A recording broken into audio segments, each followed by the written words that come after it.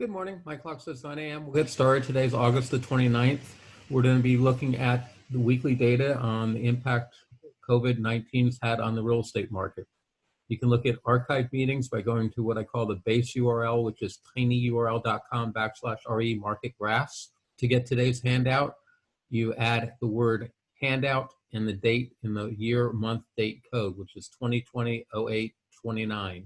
That gets up about 15 minutes before the hour. Future meetings will be at tinyurl.com/re market graphs 2020. I'm planning on doing a 5-minute executive summary, answering any questions, and then going into a high-level background, being interactive at that point. Here is the first slide. Days of unsold inventory is probably the single most important indicator of what's happening in the real estate market. You can see that the 2020 DUI is the blue line. This number, the lower the number, days on market, the faster the market's going. It's basically how long would it take to sell all the properties that are currently on the market if no new inventory came on the market. The gold line is the 5-year median. That is 2015, 16, 17, 18, and 19. And then those 5 years, which were all good years in the local real estate market, and taking the median of it. And then the red line is the percentage of the current year to that 5-year median. And so you can see, because the blue line is below the gold line, the 5-year median, the percentage is below 100%, which is the horizontal red line. And again, a low DUI is good. So that means that we have had a faster market in 2020 than we've had for the previous 5 years. Now I'm looking at the 6 components. Not all 6 are that important. In fact, only the top 3 are the most important. And in fact, I got rid of the expired listings. And I got rid of the expired listings, and I got rid of it by making it a white code. So you can see it right here where it goes through the gold line, and then it goes down here through the several lines. And then you can pick it up over here going through. And it bounces all over the place. It's a few number of listings. It's irrelevant because when listings were withdrawn back here with COVID announcement, shelter-in-place announcement, those listings are now canceled. The MLS counts those withdrawn listings back in March as new expired listings when their expiration date reaches. So those are getting double counted. So the blue line is the percentage of available listings, and you can see we're basically right at 100% of normal. So if all the lines were on the red line, it would be a perfectly normal year based on the last 5 years. The number of new listings actually is a warning flag. I raised it last week a little bit. I'm a little bit more concerned this week because look at the rapid increase in that. The sales, the number of offers was initially keeping up, but there's no way we're going to keep up with that increase. So that's going to increase the inventory at a time when inventory is normally decreasing. The buyers are going to feel less pressure, but we're so far into a seller's marketplace, it's going to take some time to have that impact the marketplace and see what people really do and react to that. Time will tell. It's worth keeping an eye on. The number of new offers is the gray line, and you can see it actually went down a little bit compared to the 5-year median. It's also going to be real interesting to see how Labor Day impacts it, because normally Labor Day negatively impacts sales and also delays listings. We saw with July the 4th that impact wasn't as much with COVID and shelter in place and people not traveling. Real estate is essentially an optional event, and if people are busy doing other things, they're not busy doing real estate. Now we're looking at the overbidding. There's 2 different parts of overbidding. One is the frequency of overbidding, and that is how frequently are buyers overbidding the seller's asking price. And right now you can see it's about 58% of the time. The other component is how high are they overbidding? And right now we're at about 102%. That's nowhere near where we normally are, but it's also shortly after a shakeup in the marketplace, being the shelter in place. Anytime there's unrest, buyers are more hesitant with their dollars. So they're are less aggressive with their dollars. So instead of paying 110% over asking price, they're paying 104% over asking price. And when you add all those up, instead of being up somewhere around 108%, which is where I'd expect it to be, we're down somewhere around 102%. Still, the seller's getting more than they're asking for, but that also means it's more incumbent on the listing agents to price their properties correctly, because if they way underprice it, buyers are going to be hesitant to go up to market value. This is a distribution of the overbidding on what I call the magnitude. So the sale price to list price ratio of every transaction that closed during the period I'm looking at, and then plotting it out. Now, what we're doing here is we're comparing August of all these old years to the current week data, because we're in the middle of August. I won't have August data until about September the 5th, because I need it through the 4th to do it, because I start on August the 1st and go forward for 35 days. I don't use the calendar month. And then you have to process that data. But anyway, that's the red line. And so what I'm doing is comparing the weekly red line to the past month lines. And you can see we're right in the middle of the pack. We're below where we were in good years, but we're way above where we were in some of the not so good years, which were the more historical years. This is looking at 5-week data, and this is picking the largest micro market that I follow, which is all of single family homes in Santa Clara County. And the blue line is the inventory. The red line is the number of offers accepted. And in a nutshell, when the blue line is above the red line, you have a buyer's marketplace. When they're on top of one another, it's a balanced marketplace. And when it's below, you have a seller's marketplace. So you can see going into shelter in place, we were basically in a pretty strong seller's marketplace where the demand was above the supply. Then shelter in place was announced. You had a little drop in supply, but you had a bigger drop in buyer demand. Then we could start showing properties. The demand came right back up, and you can see now that the demand is over the supply. That puts us back into a seller's marketplace. This is looking at essentially the same data, but in terms of days of unsold inventory. So this is how quickly you would sell every single property. So as you have more inventory, it's not going to sell as quickly, and days of unsold inventory go up. So here, shelter in place is announced, your days of unsold inventory goes up. We can show vacant properties and all properties, and it comes racing back down. The other two graphs on here are median days. The fuchsia line is median days on the marketplace, and you can see it goes all the way down to 0, and then it comes back up. During this period of time, the MLS froze days on market and weren't counting them. So when you were at the 0 line down here, that would basically say that more than half the properties that were closing escrow were listed during shelter in place, and therefore they had 0 days on the marketplace. This ramp up was not the market deteriorating, which is normally what it would indicate, but just getting back to where the data was meaningful. So basically, you can't pay any attention to the gold or the fuchsia line between right about here and back here. Otherwise, you can give some indication, and you can see as these go down, DUI goes up. So the deteriorating marketplace. DUI is much more sensitive. It reacts instantaneously, basically. And instantaneously is not the right word, because I use a 5-week period, but it does react much more quickly. Moving on, we look at sale price. Most people just track the median price, which is in the middle. It's not labeled up here.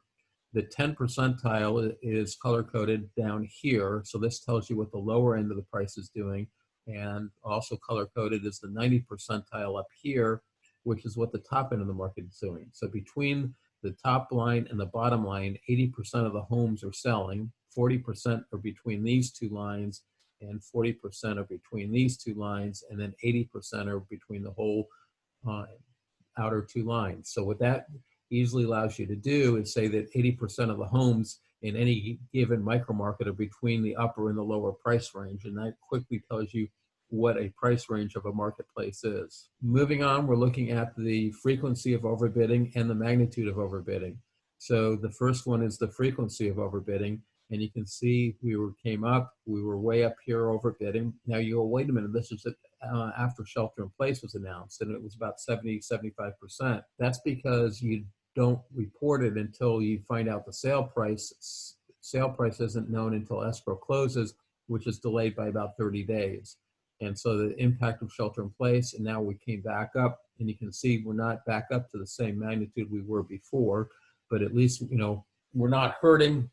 And almost anywhere in the country, if you told them that 58% of your sellers got more than they were asking for their house, they would almost think you were crazy. The other component up here, and I changed the color of this data point to green because it's such hard to see it through this red line, and by making a contrasting color, it made it easier to see. I define a seller's marketplace to be when the list price to sale price to list price ratio is 101.5% or more. And that's right where this horizontal line should be.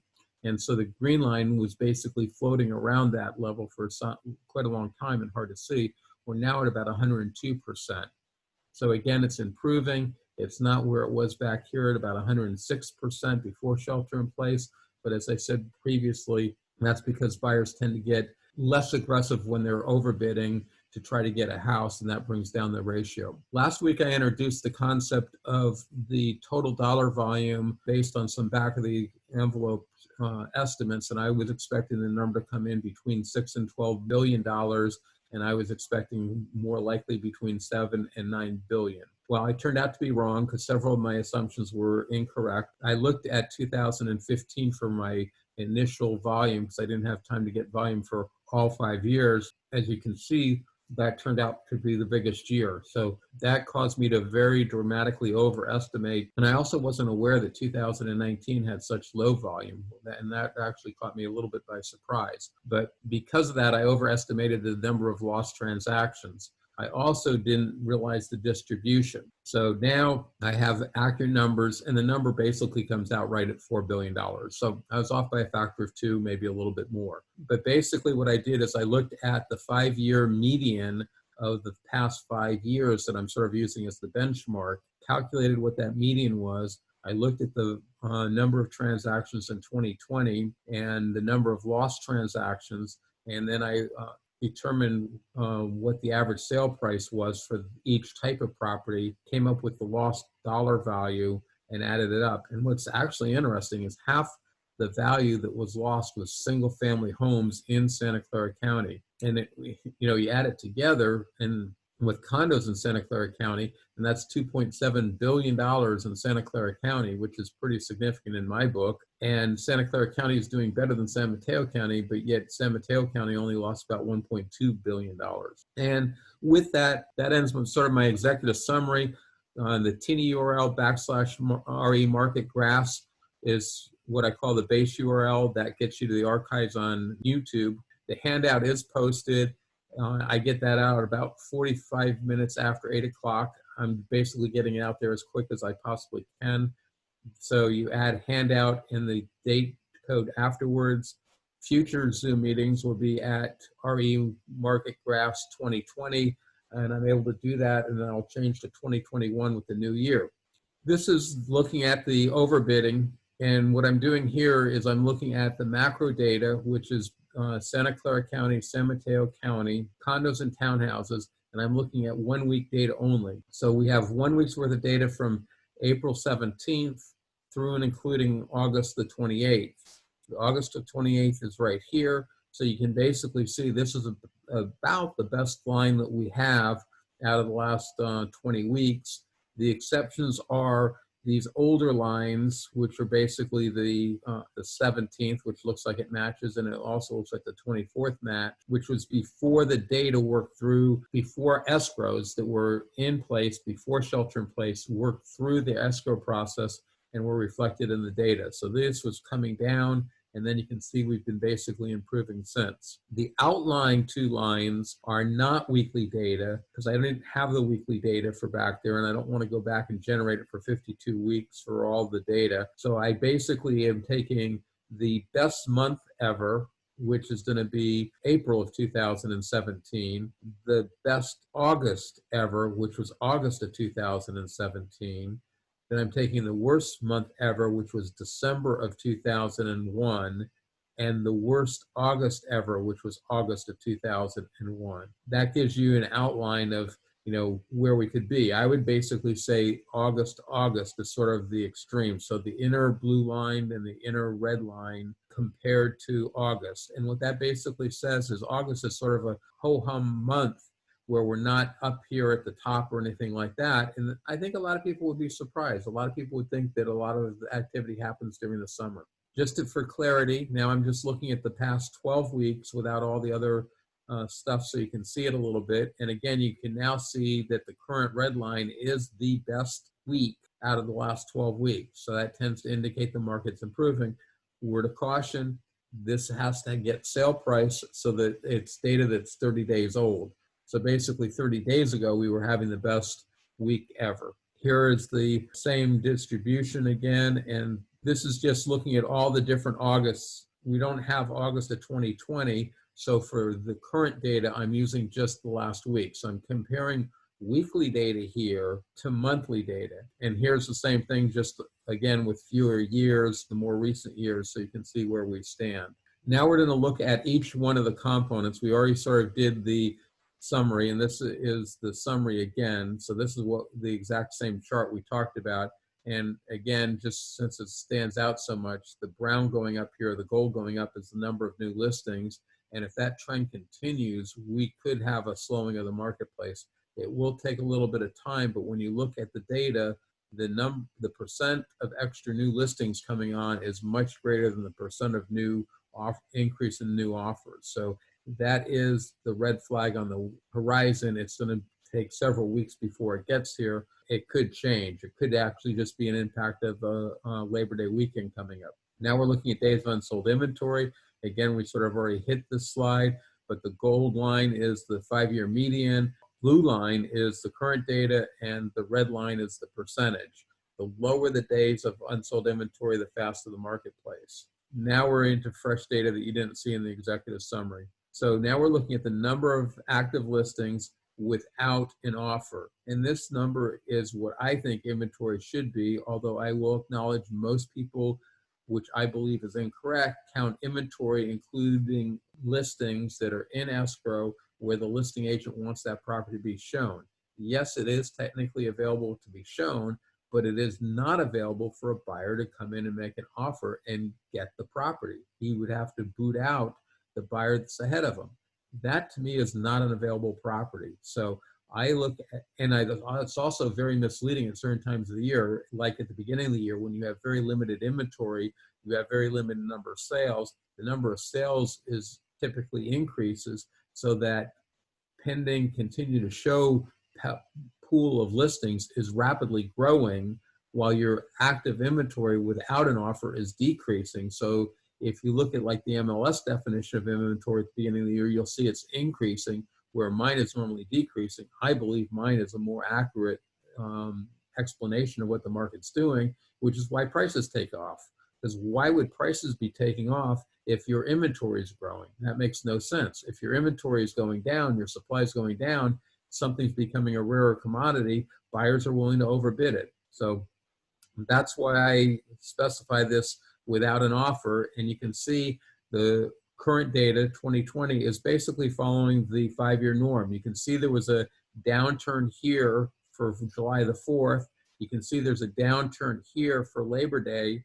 Labor Day is as late as it possibly can be this year. And because we are having shelter in place, I'm not expecting this dip down. So that's going to cause the red line to go up. Now you look at the number of new listings in a given week. So that was the total inventory that's available. This is just the number of new listings coming on the marketplace. And so here you can see the huge rundown for Labor Day. Typically, we're not having the rundown for Labor Day, just like we didn't have the rundown. You know, you had a little bit of a rundown for July the 4th, but not as much. So, and you can see that the last data point is down a little bit for the raw count, but it's still way up from the huge decrease. And I think what will happen is this will go down a little bit more next year where the 5-year median is up because of the calendar shift, and then we'll get back to somewhat following the normal path. And that's why I'm just saying the large increase is just sort of a warning flag on the horizon and something that I'm not concerned about quite yet. Now you're looking at the number of offers accepted, and same concept. You can see the blue line is basically bouncing around. It's above the gold line, the 5-year median, so your red line is above 100%.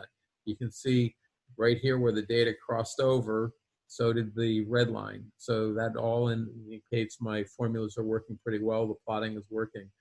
I also dramatically increased the size of the headers here so that people can hopefully view these themselves on computer screens. Moving on to the number of closed sales, that basically follows the number of sales, just delayed by 30 days. And in rough terms, if you look at the difference between the gold line and the blue line, this sort of oval shape on a slight angle, is the lost transactions we had, because the line, this blue line should have been coming up somewhere around here, but instead it really went down here. So that is sort of what caused us to lose the $4 billion. Also, now that the blue line's been above the gold line, we're actually making back up a few of the sales. Nothing compared to here, like my $4 billion loss indicates, but we're making some of it back up. Now we're looking at expired listings. You can see the same concept. The expired listings is a little bit higher than the gold line. And again, I firmly believe, but can't document it, that back here at shelter in place, the purple vertical line, there was a lot of withdrawn listings. The MLS, when a withdrawn listing hits its expiration date, even if it's been withdrawn that whole time, is now counted as a brand new expired listing. So a lot of these expired listings here, basically the ones that are greater than the gold line, in my opinion, are those withdrawn listings that are now hitting their expiration date. And also just point out the magnitude. Down here, you're at 10 listings. If you have 10 listings out of, I don't know what the number is, it's probably somewhere around 2,300 listings. When you have some number around 2,300 listings and you're losing 10 a week from being expired, that's a drop in the bucket. Looking at cancellations, since cancellations are permanent, I'm able to get the historical data, and you can see the cancellations are basically no different than you'd expect them in any given year. So sellers that come on the marketplace aren't getting discouraged, which I wouldn't expect based on other indicators. But again, this is a strong indicator that the market is fairly healthy. And then here's the withdrawn listings. And there I don't have the historical data for the reasons I've already talked about. But again, you can see the number of withdrawn listings is not a huge number. It fluctuates between 20 and 30, so call it 25. And again, 25 listings out of 2,500 is 1%. So it's not a huge percentage. Now we're looking at the 5-week benchmark. This is Silicon Valley, both San Mateo and Santa Clara County. It's single family homes only. I'm looking at overbidding, so I have to have sale prices, and then I'm going back 5 weeks, stepping forward. So August 1st, here's August 8th, here's August 15th, here's August 22nd, and here's the current week. You will notice it's August 28th instead of 29th. Now we're moving on to days of unsold inventory. This is what the market's doing now, so this becomes more relevant. So this is where we were on August the 1st, and then you can just step through. There was no change whatsoever to August the 8th. In August the 15th, there is a change up here. North San Mateo County went from a seller's marketplace to a balanced marketplace. Then we went to the 22nd, no change. And now we went to the 28th, and I think that's actually the Atherton, the expensive areas in San Mateo County went from a seller's marketplace to a buyer's marketplace. I'm a little uncomfortable with that jump. One, the data is really small. But I also put Atherton in the same slow category as Saratoga Las Gatas, and I haven't gone back to find out if I really should be doing that. So that means that instead of counting 40 to 80 days as a balanced marketplace, I'm counting 75 to 150 as a balanced marketplace, just because at least in 2020, it's been very slow up there. Now, that may be reality, because what I'm observing is people are now not putting the huge premium on location for commute considerations. And so people are willing to move down to Morgan Hill, Gilroy, which is the hottest marketplace, and not pay as much and get more house, because now they can work from home at least many days out of the week. Moving on to this benchmark data. And basically what I'm trying to do is get a read of what was happening before shelter in place, what's happening right now, and whether the market is better, which would favor a seller, or worse, favoring a buyer, since shelter in place was announced. So this first column is based on days of unsold inventory. So you can basically see many of the areas are in a red hot buyer's marketplace. Some of them are in a balanced marketplace. You can see Los Altos, Palo Alto's in a balanced marketplace at 44 days. You can see the expensive areas in San Mateo County are in a balanced marketplace at 80 days. Redwood City is at a balanced marketplace at 42 days. So even though 42 and 80 are in the same category, there is a big difference on what you would sense when you go out to those different marketplaces. And Foster City is a very small micro market area, and right now it's balanced. For the most part, condos and townhouses are in a balanced marketplace. So that is something to keep our eyes on. And condos in a heartbeat have been more negatively impacted by COVID than anybody else. Now you're looking at the overbidding in this next group of columns. Again, the same concept before and after. Here I basically am using something like 30% to 50% to be a balanced marketplace. So if you're in the 45, you're balanced. If you're above 50, you're a seller's marketplace. If you're below 30, you're into a buyer's marketplace. And you can see nobody's in a buyer's marketplace. You can see here, this one's right at 50%. It was like, which way do I go? My general rule is the balanced marketplace has the 30 and the 50. So you have to be above a 50 to get into a seller's marketplace. But that's right on the cusp. And the reason it's seller over here is 50 is clearly better than 34. And when I use the word same, it doesn't have to be identically the same. You can see here I'm off by 2.5%, 2.4%, and I called it the same. So it's sort of a judgment call. That's why I'm showing you the data. You can agree or disagree with my judgment calls.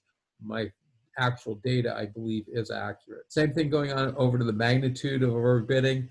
Here I'm using about 101% as the dividing line. 101.25 is probably where I want to be at, because it's 101.5% seems too high, 101% seems too low, but I'm wrestling with myself on which one to pick, because I'm resisting going to 101.25%. But anyway, that's where we stand.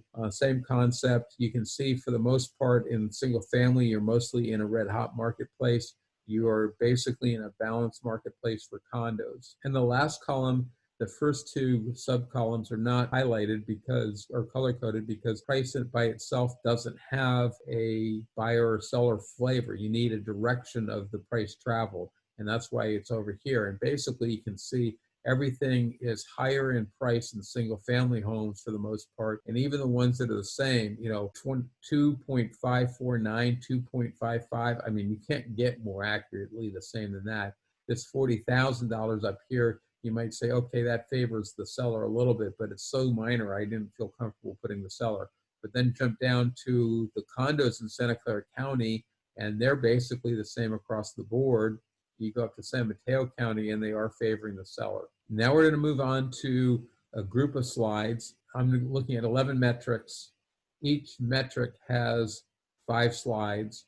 I will probably be looking at 1 or 2 slides in each one. All 5 slides are in the handout, so we're skipping that slide. We'll discuss this one, and we're doing that just because the data is on top of each other and you can't see it. So this is your days of unsold inventory. So the big takeaway here is globally, everything was doing very well. Shelter in place was announced. Everything got impacted. Now everything's doing well. The other sub-takeaway is condos in Santa Clara County were doing the best, which is pretty unusual for it to be the fastest marketplace. It got impacted the most and has recovered the least. So clearly condos are being impacted more than single family homes. Why is that? Well, with the reality of shelter in place, the ability to go outside in your own backyard became more important. Needing a little bit bigger place, not hearing your neighbor in a condo or townhouse while you're trying to have a meeting with your boss become more important. Therefore, condo townhouses become less desirable. Moving on to days on the market. This is median days on the market, which is far more important than average. So this is how long 50% of the homes are on the marketplace. And again, the bulk of the change here wasn't the market, but was the MLS freezing the days on market at 0. So if you really look at the data and the marketplace, basically you would have gone flat across whatever they were with a slight increase afterwards. And I think that slight increase isn't really necessarily the market slowing down, but listing agents that control the process, realizing that with shelter in place, it takes a little bit longer to get everybody in a house that may want to see the house, because you can't just throw an open house. So a lot of agents are putting the house on the market for a little bit longer period of time until the requests for showings drop down. Now you're looking at the current available listings. We're going to discuss it here because they're separated by size of the micro market area. And you can see most of the micro markets are down here. What's interesting, when I divided up my micro markets, we had more volume of real estate, and that was only on a decade and a half ago. The goal was to have all the micro markets around 200, and you can see the vast majority of them are now way under 200. The only ones that are significantly above are the combined micro markets. So here you have Santa Clara County. You can see the inventory. You can see the condo inventory went from the lowest to you can't really say wow, but if you compare it to something of the relatively the same size, San Mateo County single family homes, you can see they were the same size here, came out, but now all of a sudden, after shelter in place has been around for a while, the condo market's going up relative to the single family homes. And that, again, I believe is the lack of desirability. Now, if someone wanted to argue with me, Richard, condos are more stable, it's just the fact that they don't fluctuate as much as single family homes, I don't have anything to refute that, and I might even accept that as a legitimate argument. That's part of the reason I look at what the market's doing instead of getting into the why of the market. Now we look at the number of offers over the past 5 weeks. You can see the huge impact with shelter in place. Every micro market area is impacted. You can see they basically came back, and they're now basically doing roughly the same as they were here. Yeah, the volume's a little bit higher, but the volume in January is the low time of the year. So the fact that it's higher now doesn't surprise me. So you can see the volume disappeared, and then it came back quite a bit. Now we're looking at the number of closed transactions. The number of closed transactions has to follow the number of offers unless you have a huge number of TFTs in escrow.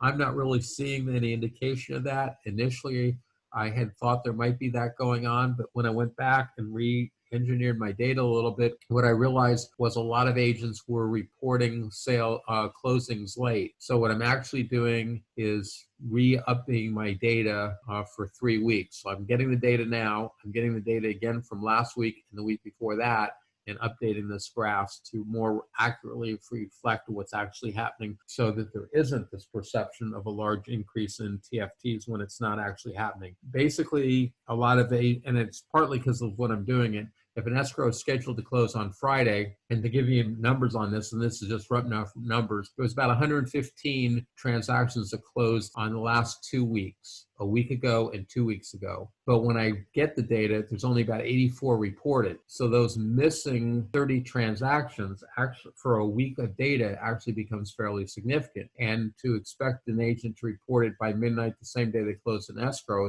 is pushing your luck a little bit. So a lot of them get reported over the weekend. And so just reporting the data next week would be a whole lot more accurate. So what I am doing, and I'm not 100% comfortable I'll do this long term, but right now I'm sort of looking at Friday's data and adding 20% to the reported number to get an accurate estimate for now, and then I update it next week. And that way the graphs won't be changing much depending on which week we look at. Frequency of overbidding we'll be discussing on the county level. You can see again the condos were down here. They stayed at the lowest one, but they got a little bit closer. And that's actually surprising because if on here they were low at 30%, which means only 30% of the condos were getting overbid. Now 40% of the condos are getting overbid, or actually 45%. So they've increased, but they're not doing well. So I mean, I'm not sure what's going on here, and I'm not questioning my data. I'm questioning the logic of the buyers. They're feeling less pressure, but they're overbidding more. So I don't know if the listing agents have lowered their prices and that's happening. I just don't know the details. Now you look at the magnitude of overbidding. You can see back here they were paying 99% condos. Now they're paying 100.5%. Single family homes were paying about 101%. Now they're paying about 102%. So here the condos went up the most. Here's your sale price. They're basically flat to slightly increase. Now, granted, you don't expect a huge run up in price in 8 months, but we typically do have this big bubble up here. And you can see we sort of did get a bubble up, and then we came back down again. And we're basically back up to the top of the bubbles, which is an encouraging thing They're not huge changes, but they are a little bit of changes. Now we're looking at sold price at the 50 percentile level. So Santa Clara County's condos have basically been flat. You can see, and this is why I was talking about earlier about condos being sort of more stable. You can see that their line has been basically at a slight increase the whole time. Yeah, there's a little tiny dip here. But look at single family homes. They're down here and then they come way up and then they go down and up. So it's this increase, a 200,000 increase, a $400,000 increase in San Mateo County in a short period of time, and then maybe a little correction and then coming back up. So single family homes almost do a step function where condo townhouses seem to be much more gradual. They're much more stable. Here is the 90 percentile. This is, again, a price that many people don't follow. This gives you an idea of what's happening at the top end of the marketplace. It tends to be a little more fluctuating because when you're talking about the top end of the marketplace, you're talking $8 million, $10 million. There's not that many houses. We're only looking at 10% of the marketplace, and their distribution, their gaps or steps between one house to another are bigger, which causes this greater fluctuation. This slide is pretty meaningless, so I won't take any time really to explain it, but basically it's the duration of escrow. And it's really, it is changed from before shelter-in-place to after, but it really doesn't impact the transaction other than sellers now need to prepare for 30 days to close an escrow instead of 28 or 25. Here's the actual data. I believe that's the 29th up there. It's hard for me to read my own screen because of the sizing. I believe this is the data from this morning, and you can come and look at the raw data for any given county. This is Santa Clara County single family. This is San Mateo County single family, and the little definitions down here at the bottom if you're not familiar with them. Here is condo townhouses in both counties. And then here is July data going back 20 years just for your reference points. And then we're at the end of this part of the presentation. So I will pause and see if anybody's got any questions. Thing that I heard that you said there's a red flags regarding the higher active listing over that's an interesting one. Point. Yeah, and again, it's a flag on the horizon, and basically the concern is the number of new listings in a given week has gone way up. Right. And so the number of new listings going way up gives you more inventory. So in the long run, will give you more inventory and take away some demand, the perception of demand. And so the reason I'm not raising the red flag is we're so short on inventory, it's not a concern. And I actually believe what's really happening is I believe it's a fluctuation because of the pending Labor Day holiday combined with shelter in place and people not treating holidays the same as they did last year. Last year, if this was, a week before Labor Day, people would be planning their Labor Day parties and get-togethers and travel and not have time to go out and do real estate. That didn't happen over July the 4th as much. I don't think it's going to happen as much next weekend with Labor Day. And so it's too early to tell. It's also a trend because for 3 weeks now, I believe, the number of new listings on the market is above the 5-year median, and the amount above the 5-year median has been increasing. So here's the number of new listings. So back here, the red line was below. The red line is the ratio between the blue line, the raw data for this year, 2020, to the historical benchmark, the 5-year median. And so here you're below. Now you've been basically level. But now if I start going basically from about the 28 weeks, all of a sudden you're having significantly more inventory than you would expect. And look, you shot way up off the top of the curve here for this past week. Mm-hmm. And initially, the number of offers was keeping up. You can see it was keeping up, but now with increased inventory, the number of offers went down. So it's sort of the combination of inventory coming on the marketplace at a higher than expected rate, and instead of the number of offers accepted going up to scoop up that extra inventory, the number of new offers actually will decline. So it's actually the combination of the two that concerned me. The reason I picked it on the new inventory was this is still above the median of the 5 years, which were all 5 good years, where the abnormality is up here. So basically what I think might be happening and it's too early to tell, is the sellers that didn't come on because of shelter in place may be coming on now. And so if that's the case, we could have extra inventory at a time of the year when the buyers aren't very active, and that could change the marketplace. Yeah, that's a very interesting point. The tiny URL /RE market graphs is the base URL, and that gets you to the YouTube archive of these meetings. You can get a handout of all 112 slides or whatever it is by you entering the base URL and then add handout, which is singular, and the date code of 2020-08-29. And the Zoom meeting going forward will be at tinyurl /RE market graphs, plural, the base URL plus the year you're in, 2020 for this, the balance of this year, and then 2021 for next year. I plan on introducing, starting next week, not this week, but next week, I will let people get to the individual weeks video by putting in the date code up here. So the archive gets, without a date code, gets you the whole channel where you can see all of them. If you put in a date code, you go right to the specific date you're looking for. And unless Lily's got another question for me, I'm gonna call it a day. Yeah, no, I don't have any other questions. Thank you. All right. You're Thank welcome. you, Richard. Thanks for joining me. Bye now. Yeah, bye.